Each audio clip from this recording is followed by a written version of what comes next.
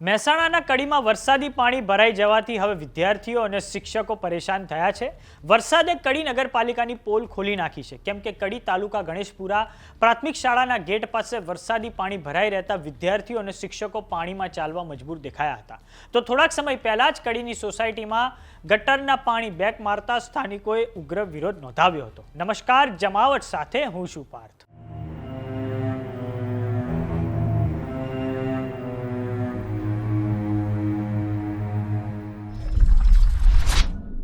ભારે વરસાદે કડી નગરપાલિકાની પોલ ખોલી નાખી છે। વરસાદી પાણી કડી તાલુકાની ગણેશપુરા પ્રાથમિક શાળાના ગેટ પાસે ભરાઈ રહેતા વિદ્યાર્થીઓ અને શિક્ષકો પરેશાન દેખાયા હતા।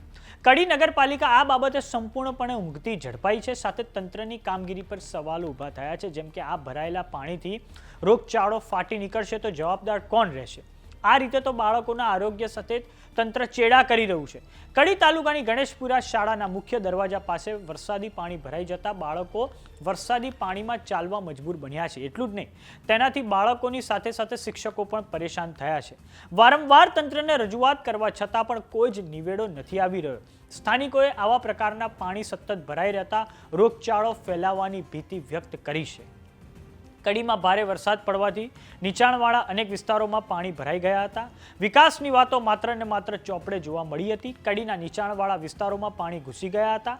નગરપાલિકાની પોલ ખુલ્લી પડી ગઈ હતી। ગટરમાંથી ગંદુ પાણી બહાર આવતા સોસાયટીમાં પાણી ઘૂસી જતા મહિલાઓ ઉગ્ર બની ગઈ હતી।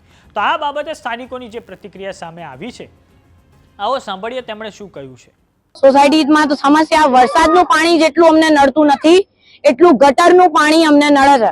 અમને જોડે જોડે અમારા આરોગ્યની બી ચિંતા છે। અમારા આરોગ્ય માટે શું, અમારા છોકરાઓ બહાર ફસાઈ ગયા એનો જવાબદાર કોણ? ઘરમાં પાણી ભરાઈ જાય એનો જવાબદાર કોણ? કડીમાં અત્યારે હાલ ચૂંટણીનો માહોલ છે, સૌએ વિકાસની વાતો કરીને અમારી સોસાયટીમાં આવે છે, હરેક સોસાયટીમાં રેલી કાઢે છે। શું આજ વિકાસ છે? અમને અમારા એરિયામાં વિકાસ જોઈએ છે, આજ વિકાસ છે। આ વિકાસ અમને દેખાય છે।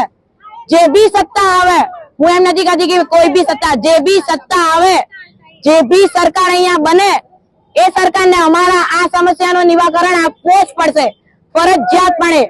અમે વોટર છીએ, અમારો હક છે, અમારી પ્રોબ્લેમ તમારા સુધી પહોંચાડવાનો તમારી જવાબદારી છે। અમારી સમસ્યાઓનો નિકાલ આવવાનો। અમારા સોસાયટીના આદમીઓ, જેન્ટ્સ બધા અહીંયાથી અઢી કલાકના ત્યાં ઉભા છે, ત્યારે જેસીબી આવે છે। આ વિકાસની વાત છે। અમે આખા કડીમાં આખા રસ્તા ઉપર અમે છેલ્લા અઢી કલાકથી ફરીએ છીએ। આ વિકાસ છે। અમને કોઈ જવાબ આપવા તૈયાર નથી। અમે અમારી સમસ્યાઓ કોના આગળ મૂકીએ? અમને અમારા જવાબના પ્રશ્નોના જવાબ જોઈએ છે। અમને જવાબ આપો। વિકાસ, અમારી સમસ્યા સોલ્વ થશે ત્યારે જ થશે, ત્યાં સુધી નહીં થાય। થોડાક સમય પહેલા કડીમાં થોર રોડ પર આવેલા અંડરબ્રિજમાં પાણી ભરાઈ જતા તંત્રએ વાહન વ્યવહાર બંધ કરવાની ફરજ પડી હતી। એટલું જ નહીં, વડવાડા હનુમાનજી મંદિર પાસે અને આસપાસના વિસ્તારોમાં ટ્રાફિક જામની સ્થિતિ સર્જાઈ હતી। માર્કેટ રોડ અને કરણનગર રોડ સહિતના વિસ્તારોમાં પણ પાણી ભરાઈ જતા વાહન ચાલકોને મુશ્કેલીનો સામનો કરવો પડ્યો હતો। તો આ બાબતે જે પણ અપડેટ હશે અમે તમને આપતા રહીશું। જો તમે અમને YouTube પર જોઈ રહ્યા તો સબસ્ક્રાઇબ કરો, જો તમે અમને Instagram અને Facebook પર જોઈ રહ્યા તો ફોલો કરો। નમસ્કાર।